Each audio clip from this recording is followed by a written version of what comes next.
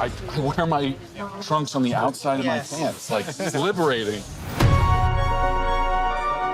James, in his stories, he does it with heart.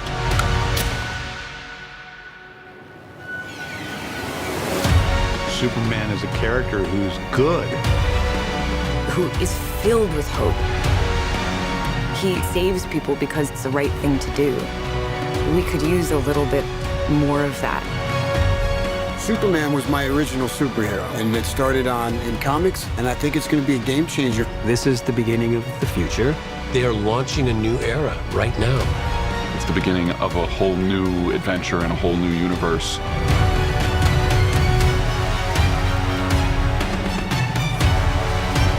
We're just getting started, and we're already deep in the DC universe.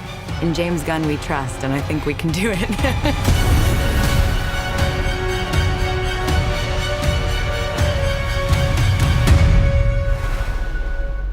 Being a child, I loved the purity of Superman. It was a time when I was starting to understand what movies were. James didn't know that Superman was in his future. He wasn't sure that that was the one he should be doing. And then he called me one day and he said, I have a way in. I know what I want to talk about. I had been trying to crack it for years. This character's noble, and he's beautiful. We just finished day 1 on Superman. It's been a hell of a week at the office. His scripts are so unique, his stories, they're heartfelt. You know, we love the opportunity to play with the incredible DC library of characters and stories, and we really want to do justice for them. Welcome to the Daily Planet. It's been so much fun to have the gang together finally.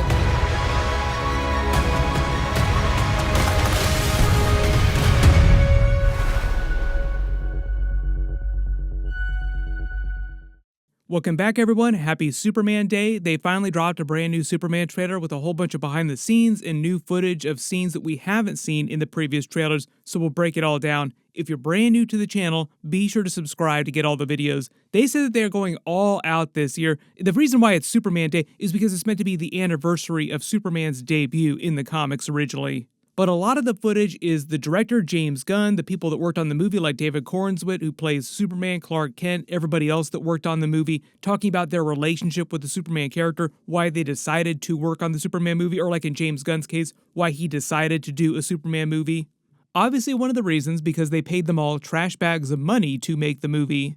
Even though he says Superman is very precious to him as a character, he has been honest that his favorite comic book character of all time, like going back to his childhood, is actually Batman. Most of the time, Batman, Superman, or Spider-Man are people's 3 favorites just because they are like the 3 most popular characters in the history of all comics. This is the DCU Batman. And we're gonna do great things with him. He's the most popular superhero in the world. And I can't wait for people to see more of him, along with Superman, and together. But what I'll do is I'll focus in this video on the brand new footage that we see that we haven't seen in previous trailers. So you see David Corenswet in his gear walking past his stunt double, means they're probably filming some sort of action scene here. It's kind of hard to tell who this silhouette walking in front of him is, but I think this is meant to be Anthony Carrigan's Metamorpho. We get a much better look of him later in the trailer. You can see that they're using a combination of practical effects and visual effects to do the character. The reason why there's so much footage of Christopher Reeve's Superman movie at the beginning of this is because a lot of David Corenswet's character is meant to have vibes of Christopher Reeve's Superman, and the movie itself, as you've seen in the trailers, has a lot of the same tones as the original Superman movie. All this footage of them filming up in the frozen north, obviously for all the Fortress of Solitude scenes. I've done a much longer video on that big preview they released of him being drugged back to the Fortress of Solitude by Krypto and being healed by those robots. I'll post a link for that at the end of this. When they talk about how James Gunn actually came to this movie in particular, part of the idea is that when he first got fired by Marvel back around 2018, 2019, DC called him immediately and asked him to make a movie for them, and he could make any movie that he wanted, and they suggested, like right away in the meeting, that he do a new Superman movie, which he said no to at the time because he had no idea what he would do for a Superman movie. Like, he had no conception of what his Superman movie could be. That is why he did the Suicide Squad movie first. Then eventually, like years later, he came up with an idea for a Superman movie, and then all these separate circumstances happened with him being hired by DC. Like they convinced him to become the Kevin Feige of DC. That is how he eventually wound up actually making the Superman movie. Rachel Brosnahan, who plays Lois Lane, talking about the first day they finished filming, notice Superman's suit is all charred. It seems like this is when he fights the kaiju, and that's why it's charred, like he's covered in flames in all the trailers. Supposedly Lex Luthor is also behind the creation of that kaiju too. This scene of Nicholas Hoult talking about Lex Luthor when he's wearing the suit seems like the same suit when he's holding the gun. I think this is meant to be inside his pocket dimension. James Gunn said a big part of the movie deals with pocket dimensions and sorcery. So sorcery magic does exist in the DCU, but I think he meant that as a more metaphorical kind of way. Like what Lex Luthor does is so advanced and so good, it seems like sorcery. He's back. But if you remember, during Peacemaker, his father actually had his own pocket dimension that he was using as a weapons storage facility. I think that Lex Luthor just has his own pocket dimension that he uses for a lot of illegal testing, things that he couldn't get away with in the normal real world. I think that's where they are, where you see Superman breaking outside of this cage with all the other cages too. I think that Lex has just been experimenting on a lot of stuff here. And at least at some point in the movie, he's able to trap Superman in his pocket dimension.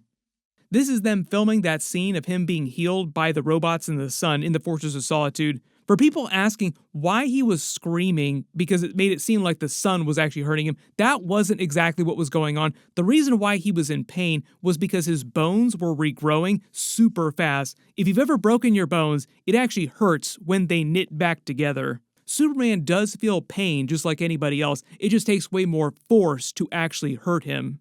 So it's not the sun that's hurting him, it's the broken bones that are hurting him. We get a shot of those robots behind the scenes, so some of them are practical effects. One of them we know is voiced by Alan Tudyk. That might be Kelex. We don't know who's voicing the other ones, but we'll probably find out as soon as they release the entire credits. We get a much better shot of Isabella Merced as Hawkgirl in her suit. You probably remember that she just was on The Last of Us Season 2, Episode 1. She's playing Dina during that. I just did a big video for it, so I'll link in the comments below. If everything works out long term and they wind up being able to do another Justice League movie in the next several years, she'll probably be on that team because I think most of us believe that it will more closely resemble the animated version of the Justice League, and that's how James Gunn will differentiate his Justice League from Zack Snyder's Justice League. We get a much better shot inside the Daily Planet with Lois Lane. Much better shot of Jimmy Olsen with them just getting ready for a day of work, reading the paper. The papers also talk about a new mystery character that shows up later in the trailer. This person in the mech suit, I think, is meant to be the Hammer of Boravia that this big newspaper article is all about. Somebody actually wrote these full articles for the newspaper as part of the movie, so it just talks about him wreaking havoc downtown. And I also think that Boravia is meant to be that same foreign country that's embroiled in the war that you see on all the news stations during the events of the movie, in a couple of scenes with all the troops fighting that war in the foreign country. I believe that Lex Luthor is somehow tied to what's going on with that war in the foreign country in some shady kind of way, so he also might be connected to this person in the mech suit, the Hammer of Boravia, who's walking through this circular tunnel here. But no idea who's actually underneath this armor here. You can post all your theories in the comments below. It's been so much fun to have the gang together finally. Then even though this isn't the first time that we've seen Perry White, this is Perry White with Cat Grant behind him, also walking through the planet. I can't quite tell what's on these different storyboards, so zoom in and enhance and let me know if you think you can see which scenes they're filming right here.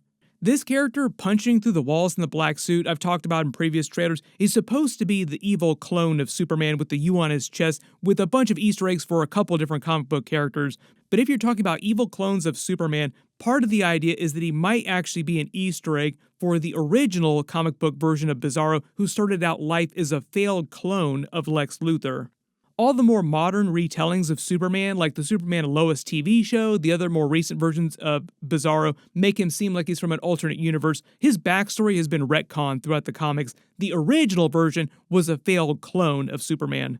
We will see what happens to him during the events of this movie. The reason why people are calling him Ultraman, even though Ultraman in the comics is technically the Earth 3 evil version of Superman, I think people are just using shorthand to call this version of the character Ultraman. Not clear what's happening in this scene, but it looks like Hawkgirl is just pushing somebody through a window. We get some funny behind-the-scenes moments of David Corenswet in his Superman suit talking to Nicholas Hoult Lex Luthor, joking about his trunks on the outside of his suit, like, I got my underwear on the outside of my suit. James Gunn said that when people heard that he was making a Superman movie for like a couple years, that was the biggest question of anything that anybody ever asked him, are you gonna bring the trunks back? Apparently, there are a lot of people out there that have very strong feelings about the trunks. Not clear what's going on in this scene here, but on the platform, it looks like a bunch of Lex's troops in their gear standing here, while there's this person in white behind Lex. Cannot tell who that person is. You can let me know who you think it is in the comments below. This might just be temporary, and they might use some visual effects to tune him way up later, so it could look vastly different in the actual movie. This might be inside his pocket dimension. James Gunn with the engineer and a bunch of Lex's troops in their full gear. Notice the coloration makes it look a lot like it has vibes of Lex Luthor's mech suit from the comics. Maybe at some point Lex will wear a version of that suit in the movies. Not totally clear whose ship this is that he's sitting inside. It doesn't look Kryptonian. It could belong to Lex. It could belong to somebody else. You can let me know who you think in the comments. Then this scene is actually Superman walking through Lex's office, having some confrontation with him. It looks like he's just super pissed off about something that Lex has done, and he's returned to confront him about it. But supposedly they said during this scene, Superman throws Lex's desk across the office. During this scene where everybody's running through the streets of Metropolis, in the background there's an Easter egg for Jurgens. He's longtime Superman comic book creator, created a lot of really big Superman stories. A lot of the street signs and the business names in and around Metropolis are named for famous comic book creators or people tied to the Superman movies in some way.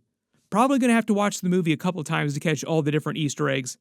But I believe in the context of the actual scene, the reason why people are running crazy through the streets here is because it's when the giant kaiju is attacking, stomping through the streets of Metropolis. This scene of him lifting the car, I think, is meant to be an Easter egg for Superman, that iconic comic book pose lifting the car, which they've also done in a lot of the TV shows and previous movies too. We get a little bit more of Frank Grillo's Rick Flag Sr. He's meant to be the father of Rick Flag Jr., who Peacemaker killed in the DCEU. It's all meant to be canon. I talked about this during my Creature Commandos episodes. This is meant to take place after the events of Creature Commandos, though. And his character will also come back during Peacemaker Season 2 inside the Argus storyline during that. The way he talked about it, he's still really pissed off at Peacemaker for killing his son.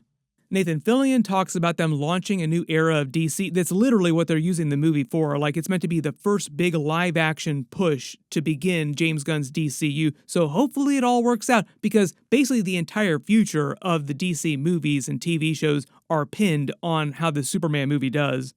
Then there's a brand new scene of Lex inside the Fortress of Solitude. You can see the Kryptonian monitors here, the sun crystals beneath them. Supposedly he tries to steal some recording that Jor-El left for Superman and somehow manipulates that so it seems like Superman is on Earth to conquer it, and then uses that on social media to get the world to turn against Superman. Like, he tries to use it against him, basically weaponizing social media against him, the same way that happened during the Spider-Man movies, like Spider-Man No Way Home with the Mysterio video. During that longer clip that I did a video for of him in the fortress, it also seems like they confirmed that Bradley Cooper is going to be playing Jor-El inside the DCU now, because the voice in the background is Jor-El talking to Lara. Like, you hear their voices in the background, and it sounds a lot like Bradley Cooper speaking in Kryptonian.